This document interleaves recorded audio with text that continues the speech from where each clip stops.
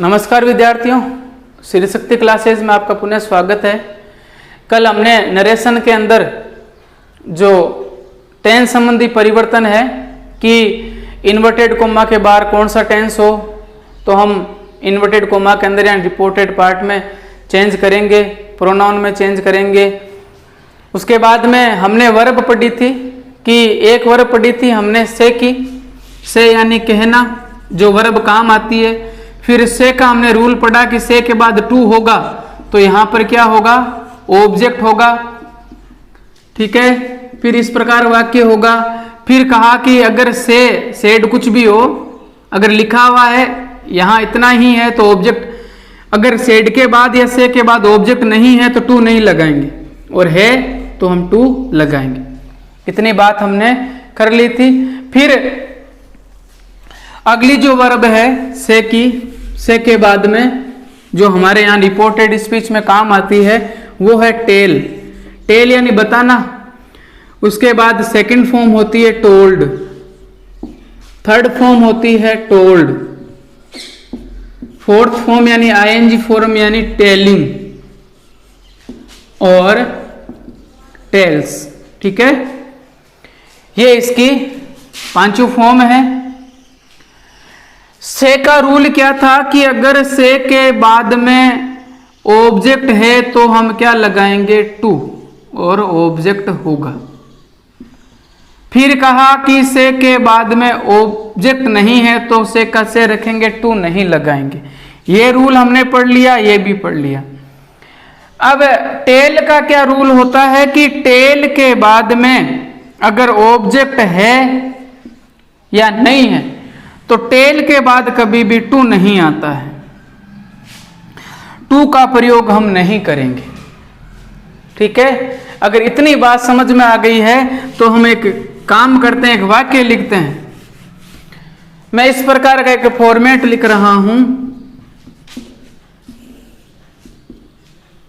यहां सेंटेंस मैंने कल कहा था कि अगर आपको सेंटेंस पढ़ने हैं कि अगर इन्वर्टेड कोमा के अंदर असर्टिव सेंटेंस हो, असर्टिव सेंटेंस का मतलब सिंपल सेंटेंस हो या नेगेटिव सेंटेंस हो।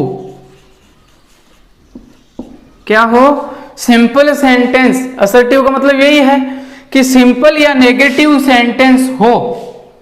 ठीक है, फिर यहां पर मैंने लिखा है says to.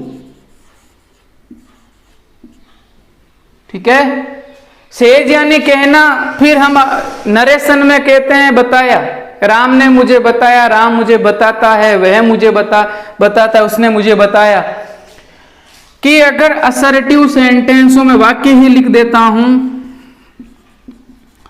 Ram is playing cricket, बताओ सेंटेंस कैसा है। जितने परिवर्तन होंगे कहां होंगे, अंदर होंगे। तो सेंटेंस कैसा है, सब्जेक्ट है, हेल्पिंग वर्ब है, मेन वर्ब है, ऑब्जेक्ट है। कहीं पर भी ना नुकुर नहीं है। ना नुकुर का मतलब ये तो नहीं है, नहीं है, ये भी नहीं है, इसका मतलब ये असर्टिव सेंटेंस है। तो अगर इन्वर्टेड कोमा के अंदर असर्टिव सेंटेंस हो और सेज टू लिखा हुआ है तो हमें नरेशन में इस टू का हिसाब बराबर करना है। तो हिसाब बराबर करेंगे तो यहां पर एस, से के साथ एस लगा हुआ है तो इस सेज टू को किस में चेंज कर देंगे, टेल्स में। बताओ टू आएगा कि नहीं आएगा, टू का प्रयोग नहीं करेंगे। क्यों नहीं करेंगे, क्योंकि टेल के बाद टू का प्रयोग नहीं होता है। यानी अब मैं वाक्य लिख रहा हूं, आप बताओ क्या चेंज होगा। ही said to me Ram is playing cricket. ठीक है, तो पहला काम क्या करना है, बाहर टेंस देखना है। बाहर टेंस समझ में आ गया, कौन सा टेंस है, पास्ट टेंस है। तो टेंस में भी परिवर्तन, प्रोनाउन में भी परिवर्तन होगा। ठीक है, फिर दूसरा काम, वाक्य देखो कैसा सेंटेंस है। सेंटेंस कैसा है, कहां होगा सेंटेंस, इन्वर्टेड कोमा के अंदर। कैसा सेंटेंस है, सिंपल सेंटेंस है। तो फिर देखो इस सेड के बाद क्या आया हुआ है, टू आया हुआ है। तो अगर वाक्य असर्टिव है, सिंपल है और टू का प्रयोग किया गया है, हमें इस टू को क्या करना है, हटाना है। तो हटाएंगे तो सेड टू को चेंज कर देंगे टेल में। तो ये बताओ ये कौन सी फॉर्म है, वर्ब की सेकंड फॉर्म है। तो अब हम इसको किस में चेंज करेंगे, टेल में। तो टेल की भी सेकंड फॉर्म ही होनी चाहिए, यानी कि ये सेड टू किस में चेंज हो गया, टोल्ड में। ये बात समझ में आई होगी। किस में चेंज कर दिया, टोल्ड में। टोल्ड का मतलब बताया, सेड का मतलब कहा, इसमें बताया। ठीक है, अब ये बात समझ में आ गई। अब आपके अगली बात है कि मैंने इतना ही लिखा, कि इतना लिख दिया ही सेड और फिर वाक्य लिख दिया ये राम इज प्लेइंग क्रिकेट। तो इसमें बताओ कि सेड के बाद टू या ऑब्जेक्ट है क्या, नहीं है। तो फिर हम चेंज क्यों करेंगे, हम सेड का सेड ही रखेंगे। ये बात आपको समझ में आई होगी। मैं इसके साथ में ही जो कनेक्टर्स हैं वो भी बता देता हूं। सेंटेंस पढ़े हैं तो आपको तुरंत समझ में आ जाएंगे। हम पहले शुरुआत के 3 सेंटेंस ही लेंगे। कौन कौन से, असर्टिव, इंटरोगेटिव और इंपेरेटिव। ठीक है,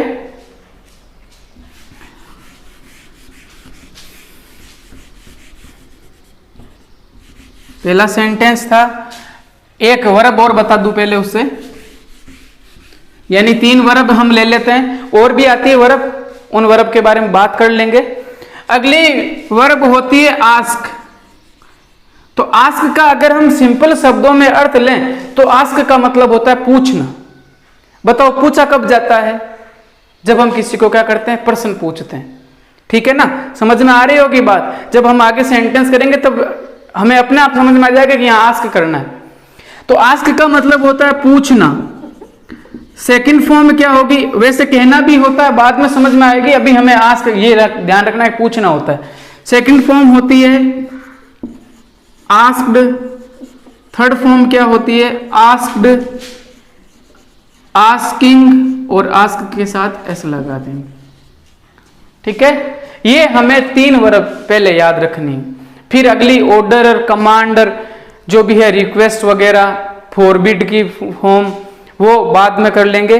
अभी आपको इतना ध्यान रखना है कि ये 3 वर्ब हमें याद करनी है। पहली वर्ब हमने कल याद की थी, से, सेड, सेड, सेइंग, सेज। उसके बाद आज कौन सी पढ़ी है, tell, told, told, telling, tells. उसके बाद में ask, asked, asked, asking, asks. ठीक है, अब आस्क का प्रयोग कहां किया, आस्क के बाद में भी टू नहीं आता है। आस्क के बाद में भी किसका प्रयोग नहीं करेंगे, टू का प्रयोग हम नहीं करेंगे। वाक्य कैसे, अब वाक्य कैसे बनेंगे वो बाद की बात है। मुझे पता है थोड़ा कंफ्यूजन हो रहा है, इसलिए मैं कुछ उदाहरण कर रहा हूं, और उदाहरण के साथ में मैं 3 सेंटेंस ले रहा हूं ताकि हम आगे आराम से पहुंच सके। 3 सेंटेंस कौन कौन से हैं। पहला सेंटेंस मैंने लिया असर्टिव सेंटेंस। ठीक है, अगला सेंटेंस मैंने लिया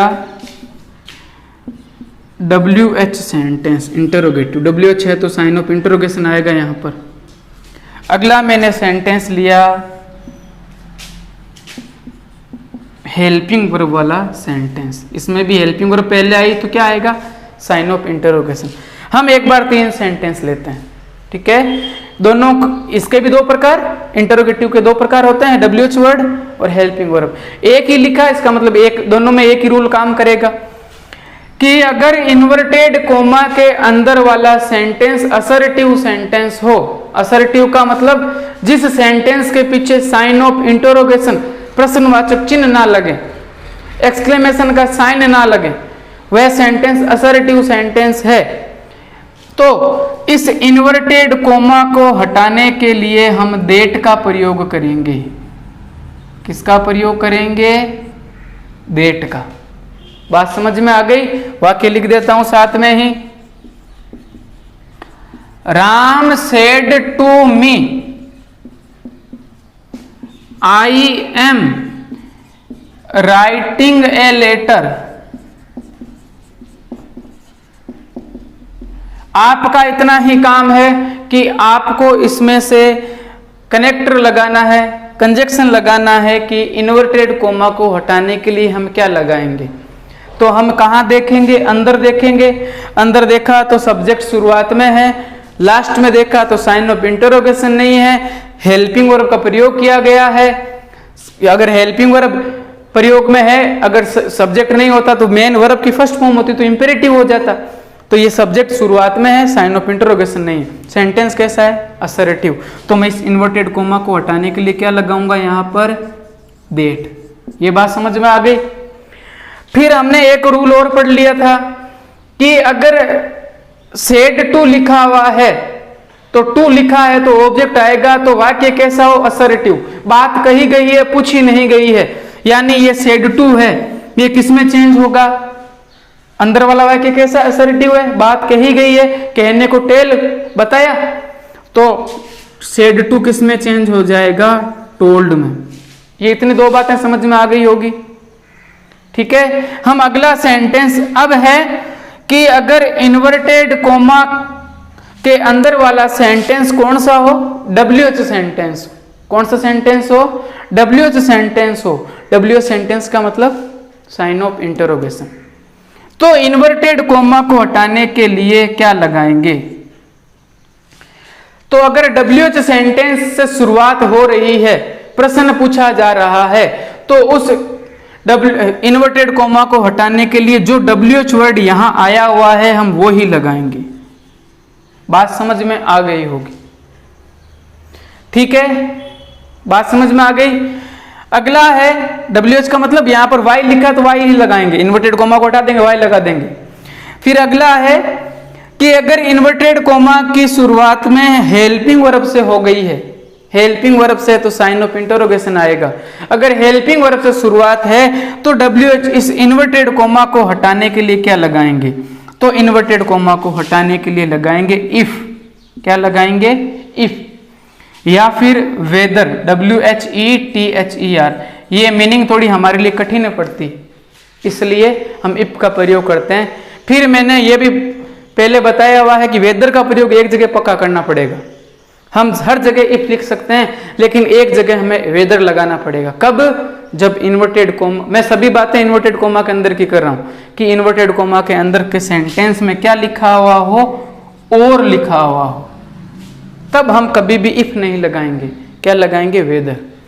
वाक्य की शुरुआत किससे होनी चाहिए, हेल्पिंग वर्ब से। ये बात आपको समझ में आ गई।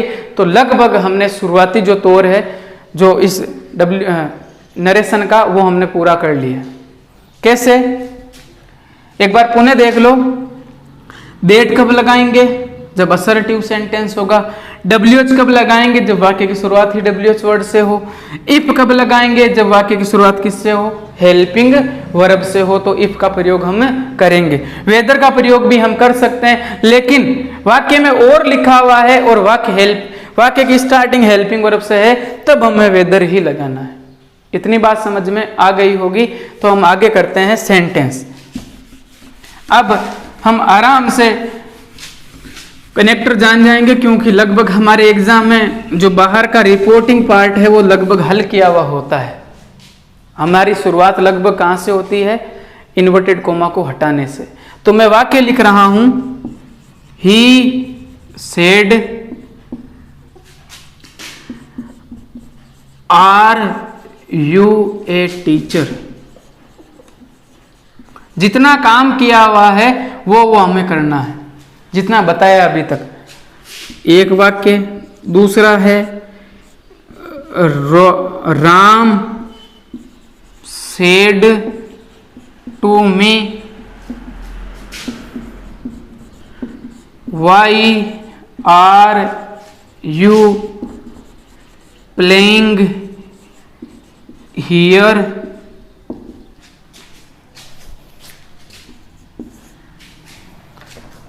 She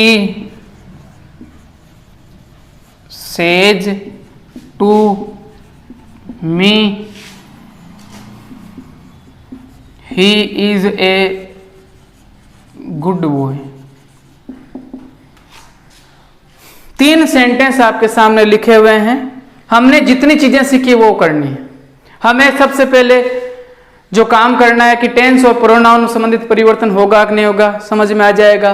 कहाँ देखेंगे, बाहर देखा, ही है सब्जेक्ट, उसके बाद सेड, वर्ब की कौन सी फॉर्म है, सेकंड फॉर्म में कौन से टेंस में आती है, पास्ट सिंपल में, प्रोनाउन और नाउन में चेंज होगा। बात समझ में आ गई। फिर हमने कहा कि जब इन्वर्टेड कोमा को हटाने के लिए हम क्या लगाएंगे, तो वाक्य की शुरुआत किससे है, आर से, और लास्ट में क्या है, साइन ऑफ इंटरोगेशन। जब वाक्य की शुरुआत हेल्पिंग वर्ब से होगी तो साइन ऑफ इंटरोगेशन तो आना ही है। तो इन्वर्टेड कोमा को हटाने के लिए क्या लगाएंगे, क्या लगाएंगे, इफ। ठीक है, ये चेंज सीख लिया आपने।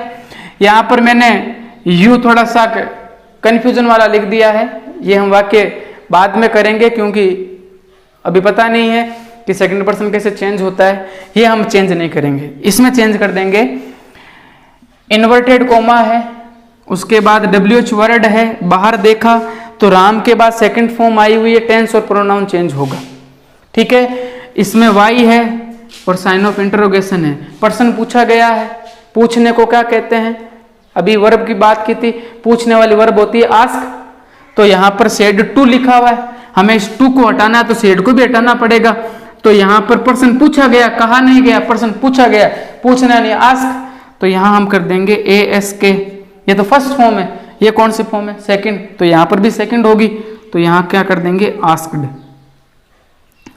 आस्क्ड कैसे है, समझ में आ गया, पर्सन पूछा गया इसलिए, सेकंड फॉर्म थी तो सेकंड फॉर्म। आस्क्ड के बाद में टू आता है, नहीं आता है तो नहीं लगाएंगे, तो सेड टू चेंज हो गया आस्क्ड में। फिर इन्वर्टेड कोमा को हटाना है तो वाक्य की शुरुआत किससे है, WH वर्ड से। तो WH वर्ड है तो WH वर्ड खुद ही लगेगा, या वाई है तो वाई ही लगेगा। बात समझ में आ गई होगी। आगे हमने चेंज सीखे नहीं है। उसके बाद में अगला है शी सेज टू मी, वापिस सेज टू है। ठीक है, फिर वाक्य कैसा है, he is a good boy, कहीं पर भी साइन ऑफ इंटरोगेशन नहीं है, सब्जेक्ट है यानी असर्टिव सेंटेंस, सिंपल सेंटेंस है। तो सिंपल सेंटेंस है तो इन्वर्टेड कोमा को हटाने के लिए क्या लगाएंगे, दैट। समझ में आ गया, दैट क्यों आया, क्योंकि अंदर परिवर्तन होगा जितना भी परिवर्तन होगा।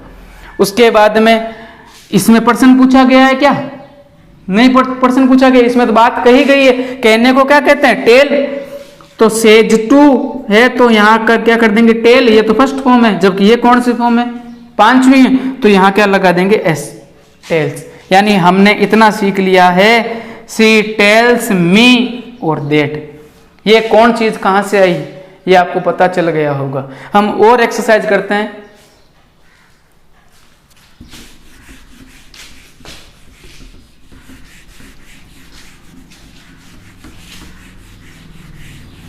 अगर एक बार में ये चीजें समझ में आ जाएगी तो फिर आगे प्रॉब्लम नहीं होने वाली है। और लिखा, Sita said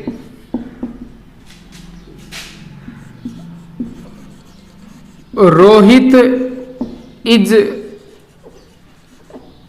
good in English. ठीक है, पहला वाक्य। दूसरा है, दे सेड टू अस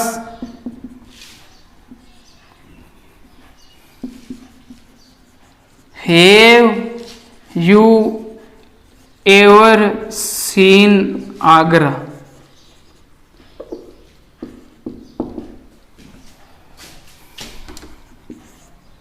अगला है, we asked them what are you doing there. ठीक है, हमने जितनी चीजें सीखी है वो हमें करनी है, चेंजेस करना है, बाकी कोई चेंज नहीं करना है। तो सबसे पहले हम बाहर देखेंगे, सेकंड फॉर्म है, टेंस और प्रोनाउन चेंज होगा। फिर अंदर देखा, जितना भी परिवर्तन अंदर होगा, तो Rohit is good in English, कहीं पर भी साइन ऑफ इंटरोगेशन नहीं है, सब्जेक्ट है, असर्टिव सेंटेंस है, इन्वर्टेड कोमा को हटाने के लिए क्या लगाएंगे, दैट। समझ में आ गया दैट क्यों आया, क्योंकि अंदर सेंटेंस कैसा है, सिंपल है। फिर सेड के बाद टू है क्या, नहीं है, नहीं है तो सेड का सेड ही रखेंगे, सीता सेड दैट। बात समझ में आ गई होगी। अगला सेंटेंस है they said to us have you ever seen Agra. क्या लिखा हुआ है, साइन ऑफ इंटरोगेशन है। वाक्य की शुरुआत किससे है, हेल्पिंग वर्ब से। WH वर्ड तो नहीं है। फिर देखो यहाँ पर टेंस कौन सा है, वर्ब की सेकंड फॉर्म में पास्ट सिंपल है तो प्रोनाउन और टेंस चेंज होगा। अब ये बात बताओ कि इसमें क्या इन्वर्टेड कोमा में प्रश्न पूछा गया है ना, तो पूछने को क्या कहते हैं, ASK, आस्क यानी पूछना। तो हमें इस टू को हटाना है तो हम इसको चेंज कर देंगे ASK, आस्क। आस्क तो कौन सी फॉर्म है, फर्स्ट फॉर्म।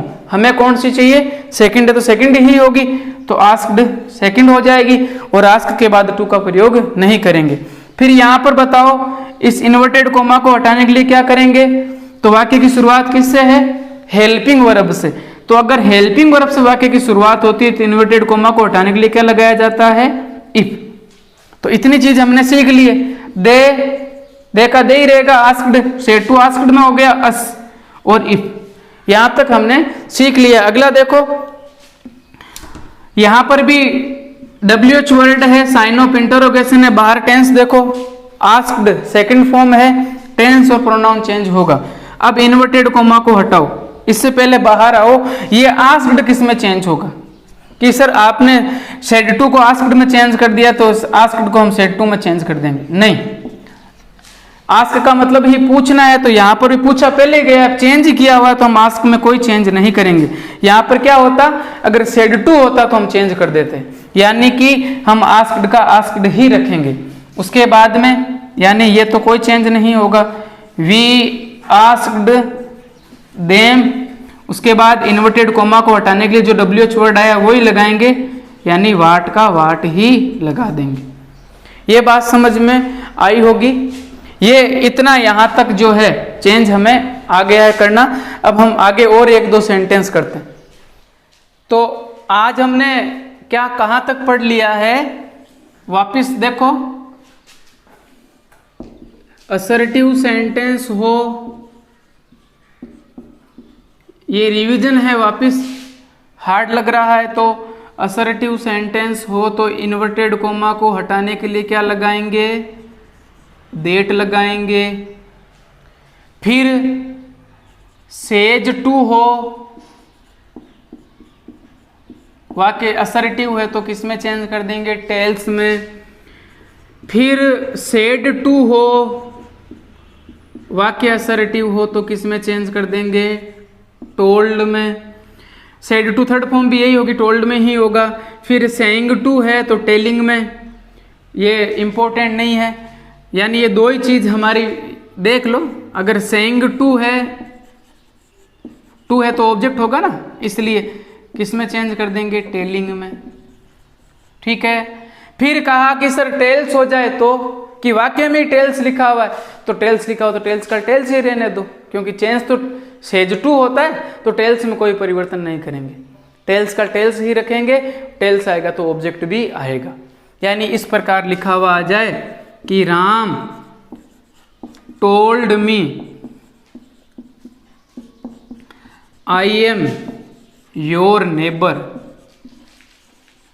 मैं तुम्हारा क्या हूं, पड़ोसी हूं। ठीक है। तो सर सेकंड फॉर्म आई हुई है, टेंस चेंज होगा और प्रोनाउन संबंधी परिवर्तन होगा। बात समझ में आ गई। इन्वर्टेड कोमा को हटाने के लिए क्या लगाएंगे, देखेंगे कहाँ, अंदर। तो सिंपल सेंटेंस है तो लगाएंगे दैट। अब इसको चेंज कर दें सेड टू में, नहीं, सेड टू में चेंज नहीं होगा। सेड टू चेंज किस में होता है, टोल्ड में, यानी कि टोल्ड का टोल्ड ही रखेंगे। कैसे बनेगा वाक्य, राम टोल्ड मी। ये बात आपको समझ में आ गई होगी। टोल्ड है तो कोई चेंज नहीं करेंगे। उसके बाद में अगला क्या किया था हमने, कि अगर इन्वर्टेड कोमा को, कोमा के बाहर ये इन्वर्टेड कोमा, यहाँ पर वाक्य कैसा है, इंटरोगेटिव। इंटरोगेटिव में दो प्रकार थे, क्या लिखा हुआ हो, वाक्य की शुरुआत किससे हो, हेल्पिंग वर्ब से। तो इन्वर्टेड कोमा को हटाने के लिए क्या लगाएंगे, इफ। वेदर कब लगाएंगे, जब वाक्य के अंदर, इस अंदर वाले वाक्य में क्या लिखा हुआ है, और। ठीक है, समझ में आ गई बात। इफ लगाएंगे, फिर हेल्पिंग वर्ब से शुरुआत, इसका मतलब प्रश्न पूछा गया है, तो सेज टू किस में चेंज हो जाएगा, एस है तो यहां पर भी एस, यानी एस लगा देंगे। फिर कहा कि सेड टू किस में चेंज हो जाएगा, तो सेड टू सेकंड फॉर्म में, यानी आस्क्ड में। फिर कहा कि वो आस्किंग वाली बात है जैसे इसमें है, ये दो चीजें याद रखनी। आस्क्ड क्यों हुआ, क्योंकि प्रश्न पूछा गया। टोल्ड क्यों हुआ, क्योंकि बात कही गई है। ठीक है, तो प्रश्न पूछा गया है तो आस्क्ड कर दिया। उसी प्रकार अगला सेंटेंस हमने पढ़ा कि अगर वाक्य की शुरुआत ही किससे हो, WH वर्ड से हो, तो साइन ऑफ इंटरोगेशन आएगा। तो साइन ऑफ इंटरोगेशन आएगा तो इसे है इन्वर्टेड कोमा को हटाने के लिए जो WH वर्ड यहाँ लिखा हुआ है, वाट लिखा हो तो वाट लिखेंगे, वाई लिखा है तो वाई, वेयर लिखा है तो वेयर, वूम, वू, हाउ मैनी, कुछ भी लिखा हुआ WH वर्ड तो वो WH वर्ड ही लिख देंगे, यानी WH है तो यहाँ पर WH ही लिख देंगे। बात समझ में आ गई। और सेम टू सेम यही रूल रहेगा, क्योंकि हेल्पिंग वर्ब वाले में प्रश्न पूछा जाता है और जो WH वर्ड है इसमें भी क्या प्रश्न ही पूछेंगे, यानी कि सेज टू को किस में चेंज कर देंगे, एस, सेड टू को किस में चेंज कर देंगे। तो ये बातें आपको समझ में आई होगी कि किस प्रकार इनमें हम परिवर्तन करते हैं। देखो सेंटेंस हमने अभी दो ही पढ़े, सही देखे जाए तो असर्टिव और इंटरोगेटिव। असर्टिव में दो होते हैं, सिंपल और नेगेटिव, और इंटरोगेटिव में हेल्पिंग वर्ब वाला और WH वर्ड वाला। तो WH वर्ड है तो WH वर्ड ही लगेगा इन्वर्टेड कोमा को हटाने के लिए, और हेल्पिंग वर्ब है तो इफ या वेदर का प्रयोग हम करेंगे। कुछ वाक्य कर ले, फिर हम प्रोनाउन संबंधित कार्य हैं वो करेंगे कल, क्योंकि प्रोनाउन वाले जो रूल है वो बहुत इंपॉर्टेंट है। अगर इतना चेंज आ गया है तो धीरे धीरे वो भी आ जाएगा। फिर हमें बात ध्यान रखनी है कि पैसिव वॉइस में क्या रूल था, जो जैसा है वो वैसा ही रहेगा। किसका रूल है, पैसिव वॉइस का, जबकि नरेशन का रूल ये नहीं है। नरेशन का रूल एक ध्यान रखना है, नरेशन पास्ट की बात करता है। अगर चेंज होगा तो टेंस में प्रोनाउन में चेंज करना है तो नरेशन किसकी बात करता है, पास्ट की बात करता है। इतना याद रह गया तो अपने आप समझ में आ जाएगा कि ये पास्ट में कैसे चेंज होगा। तो इतनी बातें आपको आज समझ में आई होगी। एक दो सेंटेंस और कर लेते हैं, आप अपनी नोटबुक में करते रहो कि क्या क्या हमने चेंज सीखा है, और उन चेंज आप लगा दो। मैं यहाँ पर कुछ सेंटेंस लिख रहा हूँ।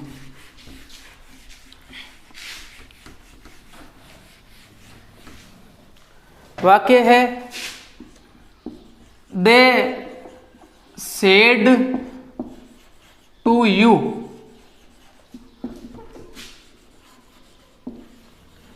Where did you live, sign of interrogation. आपने जितने चेंजेस सीखे हैं वो चेंजेस आपको करना है। उसके बाद में Geeta asked Mohan have you taken your notebook.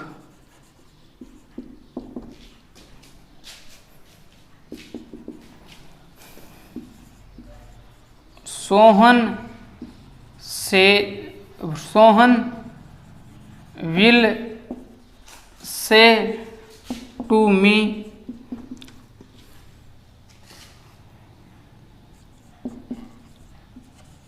are you a player?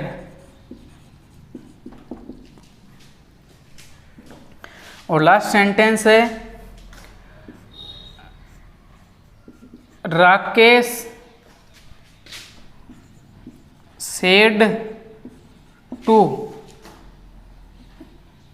Rakesh said I am a good batsman. जितना आपने चेंजेस सीखे हैं वो चेंजेस आप इनमें करो।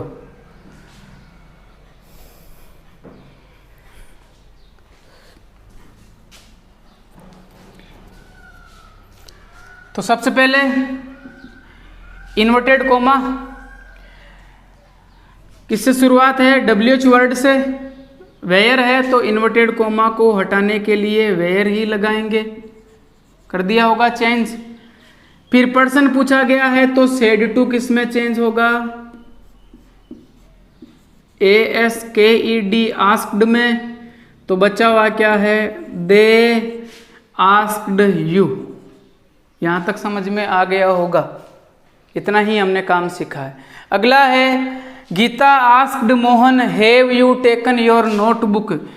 हेल्पिंग वर्ब से शुरुआत है, पर्सन पूछा गया है तो पूछने को आस्क कहते हैं, आस्क्ड लिखा हुआ है तो इसमें तो कोई चेंज कर ही नहीं सकते, यानी कि आस्क का मतलब ही पूछना होता है। गीता आस्क्ड मोहन, ठीक है। फिर इन्वर्टेड कोमा को हटाना है तो आपने देखा कि क्या लिखा हुआ है, वाक्य की शुरुआत किससे है? हेल्पिंग वर्ब से। तो हेल्पिंग वर्ब से शुरुआत होती है तो हम किससे हटाएंगे इन्वर्टेड कोमा को? इफ से, ठीक है। यहां तक ही चेंजेस सीखा है। यहाँ क्या लगेगा? इफ। यहाँ WH लगा क्योंकि WH है, हेल्पिंग वर्ब है तो इफ लगेगा। अगला है Sohan will say to me are you a player. Person पूछा गया है, ठीक है। तो सोहन विल से के बाद टू आया हुआ है, इसको चेंज करेंगे। पूछने को क्या कहते हैं? आस्क। तो यहाँ फर्स्ट फॉर्म है तो यहाँ पर भी आस्क की फर्स्ट फॉर्म क्या होगी? आस्क, ठीक है। तो बचा हुआ क्या है? सोहन विल आस्क मी, ठीक है। फिर इन्वर्टेड कोमा को हटाना है। इन्वर्टेड कोमा को हटाना है तो देखो वाक्य की शुरुआत किससे है? हेल्पिंग वर्ब से। हेल्पिंग वर्ब से होती है तो क्या करते हैं? इफ लगाते हैं। तो यहाँ क्या लगेगा? इफ। ये बात समझ में आ गई होगी। अगला है, इतना ही चेंज होगा। राकेश सेड के बाद टू नहीं है, ऑब्जेक्ट भी नहीं है। I am a good batsman, तो जब टू के बाद सेड के बाद टू ही नहीं है और ऑब्जेक्ट नहीं है तो सेड का सेड ही रखेंगे। राकेश सेड, इन्वर्टेड कोमा को हटाने के लिए क्या लगाएंगे? देट। देट क्यों लगाया? क्योंकि अंदर का वाक्य कैसा है? सिंपल है, असर्टिव सेंटेंस है। तो जितने भी चेंज होंगे वो कहाँ होंगे? अंदर। बाहर वाला चेंज एक ही है, या तो सेड टू को टोल्ड में कर दो या आस्क्ड में कर दो। आगे और भी आएगा, ऑर्डर्ड, इंक्वायर्ड। बस हमें ये ध्यान रखना सेकंड फॉर्म को काटेगी, फर्स्ट फॉर्म को काटेगी। यहाँ पर फर्स्ट फॉर्म है, आस्क से है, फर्स्ट फॉर्म है तो यहाँ पर फर्स्ट फॉर्म है, यहाँ सेकंड फॉर्म है तो यहाँ पर भी सेकंड फॉर्म है, यहाँ सेकंड फॉर्म है तो यहाँ पर भी सेकंड फॉर्म है। जो जैसी फॉर्म है वो उसको अपने आप ऐसे ही काटेगी, वैसे हम सीख जाएंगे उनसे। तो ये मेन चेंज है बाहर वाले और इन्वर्टेड कोमा को हटाने वाले। दो सेंटेंस के पढ़ लिए हैं, इम्पेरेटिव, ऑप्टेटिव और एक्सक्लेमेटरी के बच्चे हैं। फिर हम वाक्य करेंगे, उससे पहले हमें प्रोनाउन संबंधित और टेंस संबंधित परिवर्तन सीखना है। अगर आपने इतना सीख लिया है तो आगे बस ज़्यादा काम नहीं बचता है, दो काम मुख्य बचते हैं ताकि हमें बेसिक जो नरेशन है वो आने लग जाएंगे। तो आज के लिए बस इतना ही, धन्यवाद।